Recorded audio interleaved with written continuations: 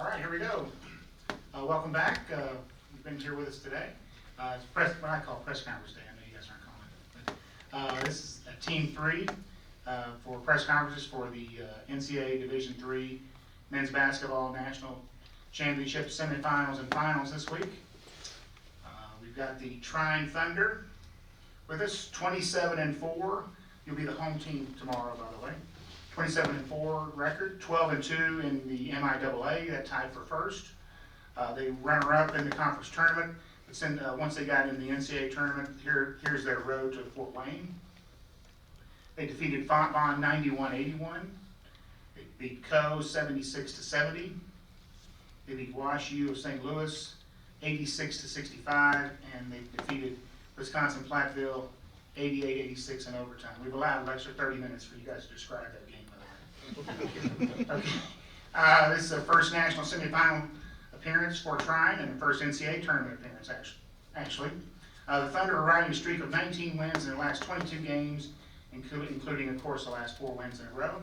Introduce Coach Miller here. Coach, some opening comments, and we'll take questions. Yeah, just really excited to be here at the Final Four here in Fort Wayne, where we feel like we're representing Steuben County in Northeast Indiana with a great group of young men. Very tough, together group that has overcome some unique circumstances here in the last few weeks to put ourselves in a situation to win a championship, which was always our ultimate goal. All right, our athletes here, from me and working away, Emmanuel McNangelo, then Cortez Garland, Fred Garland, and Brent Cox there. Any questions to start off here? Right there. I'll have one for Brent. First question, obviously, this is kind of home court for you guys, but being especially from Kendallville, being from the Northeast Indiana area, what is this experience like for you, and what do you anticipate it like being on Thursday night, getting a chance to really be the hometown team, if you will, for this tournament as a hometown guy? Yeah, no, I think this experience is going to be awesome. You know, as a kid growing up, I came to watch the Mad Ants games and the Comets games, circuses every once in a while, so I've always been in and out of this building. I never really thought that I'd get the opportunity to play here, so just the fact that we're here and I got this awesome group of guys to be here with it's a really awesome feeling. For Fred and Cortez and whoever can go first, but what has it been like being on this journey together on this team, getting to experience this with each other? I'll start first. I feel like it's been kind of a surreal moment. Only you guys knew the process in which it took for this to even happen. So I feel like it's been a moment I never forget, and sometimes it's really been hard to fathom everything that's been going on. So I feel like as of right now, aside from the important things like the man above and family, this has been the best blessing of my life thus far, and it's been even greater to experience it with my brother. So yeah, piggyback off that, I wouldn't rather it be no other way. I mean, obviously, it's a community and a team for us to get here, but especially being able to share these moments with someone who is literally like my brother. You know what I'm saying? Like in the sense of we grew up and been through a lot together. So for us to share this special moment is again just surreal. Was this something for a long time that you wanted to play college basketball together and it worked out? We actually kind of, yeah. So we were supposed to go to the same high school. It ended up not working out. So when we got the opportunity to play at Albion, of course, it just made sense. And then this ended up falling into place the same exact way. And this is a story for another day of how we got this far, how we got to this point. But again, it's just special that we're doing it together. Coach, how big has it been that you've been able to make this run and you haven't had to get on a plane? You've been able to do this all locally, and 45-minute car ride is your longest trip so far. Yeah, we joked about that a little bit today. We had a great send-off from the Angola community and our family at Trine University. We had a police escort all the way out to the highway. We went around the mound a couple of times, but I think the MTI Center has become one of the most unique venues in all of small college basketball. And I've coached and played in Division II and junior college and now here in Division III. I think the energy and excitement that these guys have built, I mean, they come to watch them play. Their style of play, the work they've put in, not just this year, but throughout their entire lives. This is a culmination of a lot of hard work, which leads to confidence and success. So for the community to do that and come out each and every, I think we're going to be #1 in overall attendance this year in Division III, which was a huge accomplishment if you count the tournament games. So yeah, it's just really special. It's unique and obviously an advantage, and it's worked out really well for us, but we had to take advantage of that opportunity. Opportunity comes along for a lot of people, a lot of teams in many ways. But I'm just really proud of these guys that they were able to capitalize on that, and we wouldn't be here without that little extra boost of energy from those home court crowds. And Emmanuel, could you follow up on that, kind of excitement on campus, what you've noticed? Absolutely, it's always special to have a classmate or people on campus coming to you and say, yeah, I'm coming to your game on Saturday or Wednesday or whenever. Be able to have that home court advantage in the sense of people knowing that already know your name or know your number. Most of the time, they don't even really see you as just another person in class, but just like, oh, that player that I'm willing to watch. Like every single time coming to the game and just enjoy basketball and enjoy the win with them. It's always something special that we all really cherish, and it's something that we are really grateful for and will still be grateful for. Coach, earlier in your career, you were a grad assistant down at Texas Tech for Bob Knight, obviously revered in the coaching industry, especially in this state. What do you take from working with him and seeing him do what he does that you use today, and what was that experience like for you? That was incredible. I kind of felt like Forrest Gump when I was down there. All the different people you're meeting, the experiences you're having. Our staff was loaded. Chris Beard was a member of that staff as an assistant. And my role there as a graduate assistant would be like player development director now at some of these other high major programs. We had 2 GAs, and Coach Beard, I was basically his assistant. So learned a lot from him, but watching Coach on the floor, you know, the things we valued there, really, it was, I always wanted to go, I go home and people say, hey, what are you figuring out there? What are you learning? I said, well, we learned how to shot fake today. We learned the value of a shot fake. We learned the value of a pass fake. We learned the value of talking and communicating with each other, putting your chest on the ball. You know, how do you win the game with talent being equal across the board? And, you know, it's how do we create those easy baskets? How do we get to the free throw line? And with Coach, you don't have to dribble between your legs or spin or behind your back to make plays. You got to be able to take advantage of angles. Again, the talent situation. So how do we create those angles? And then you throw talented young men on top of it where you got something special. So we do a lot of things here together. You know, we run the motion offense, not quite what Coach ran it because we've evolved here with our motion based on our personnel. But we don't have plays. We rarely come out of timeouts and say, okay, let's do this, and that. We put these guys in the situations that they succeed the best, and they figure that stuff out on their own. And then defensively, we try to do everything we can to keep the ball out of the middle, which requires a team style of play. So I think that's probably what you get more than anything else, and I think those are the tools you take with you when you leave.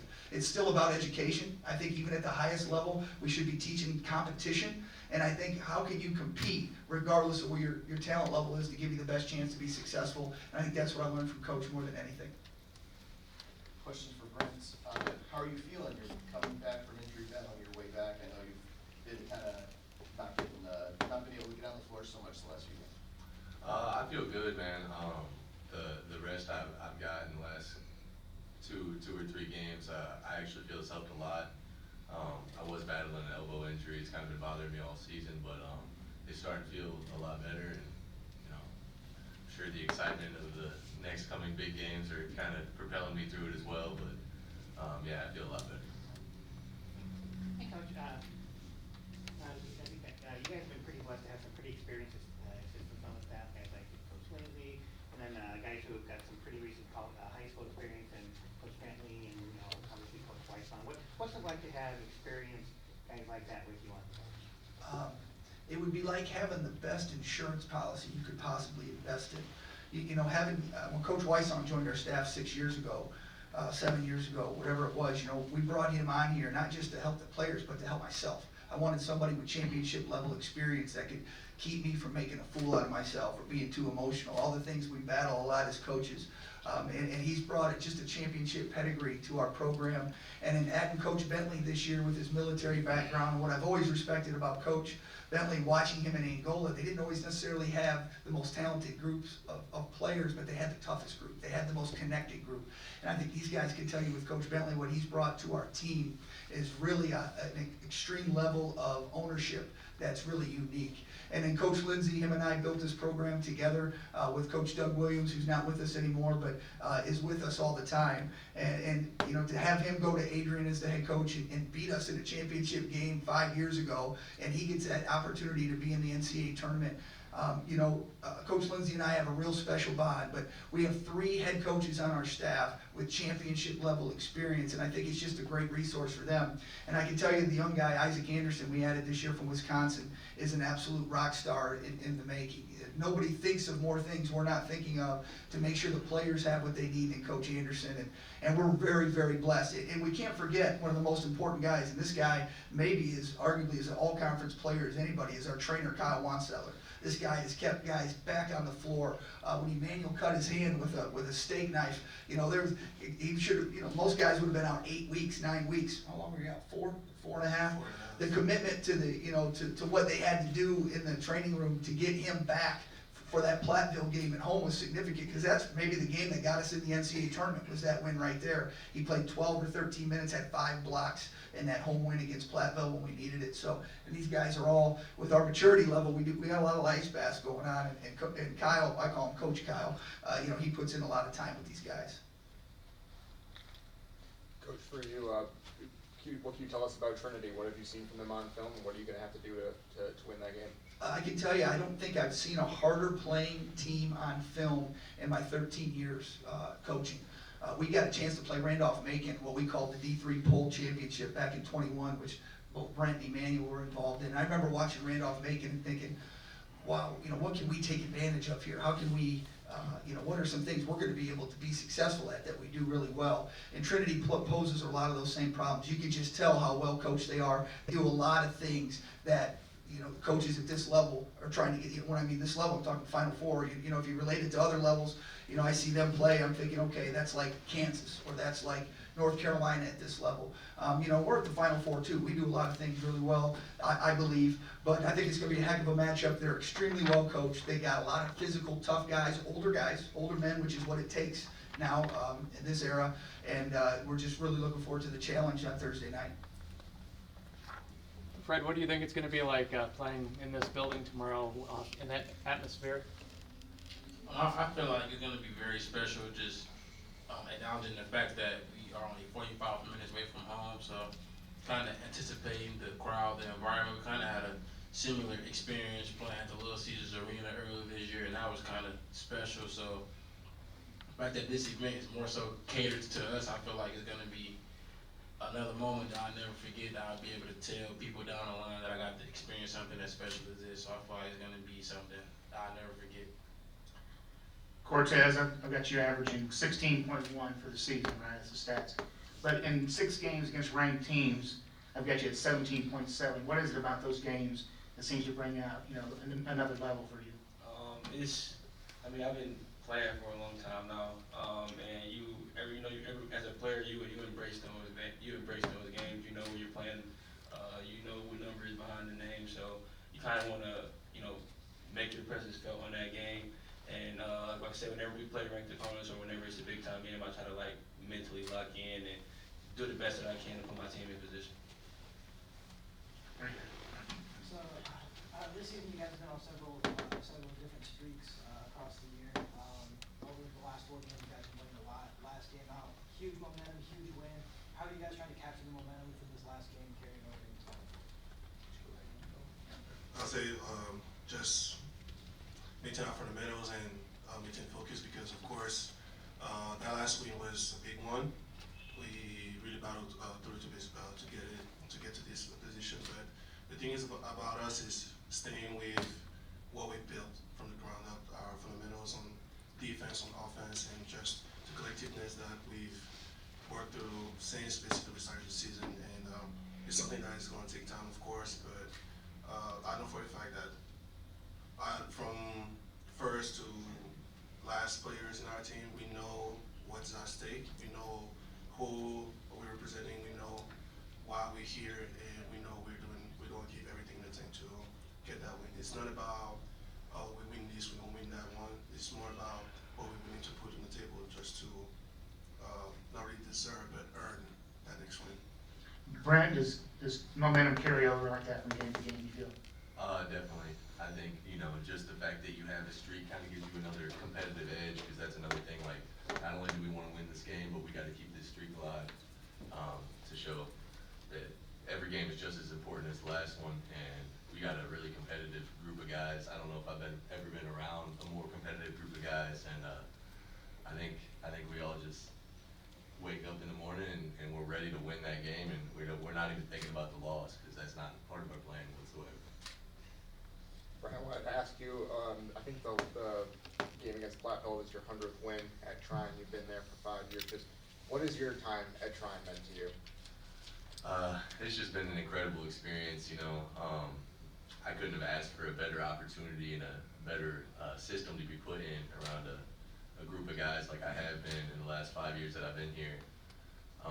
You know, obviously the 100th win, that's nothing I could have ever done by myself. So just very blessed by the Lord above to be surrounded with the guys that I have been over the last 5 years. And you know, coming out of high school, I didn't really have, you know, any big offers or anything, but I knew I had Trine, which was close to home, and I actually got in a pretty bad car accident into my senior year, and Coach Miller was one of the first people to show up at the hospital. And that's kind of when I realized, like, this is probably the best spot for me. I've always had people that cared about me, so I'm very blessed to have landed where I'm at right now. Last one, then it's practice time. All right.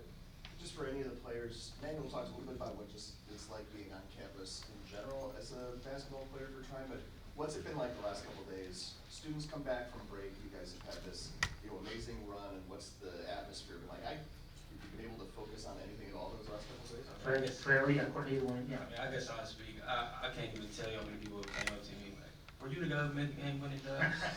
So it's been I haven't had no choice but to soak it in and embrace the moment. And like I said, it feels good knowing that people are behind you, people are watching, people are supporting. And it kind of gives you another reason and another why to be, you know, doing your best and playing as hard as you can. All right, thank you, coach and players. Thanks.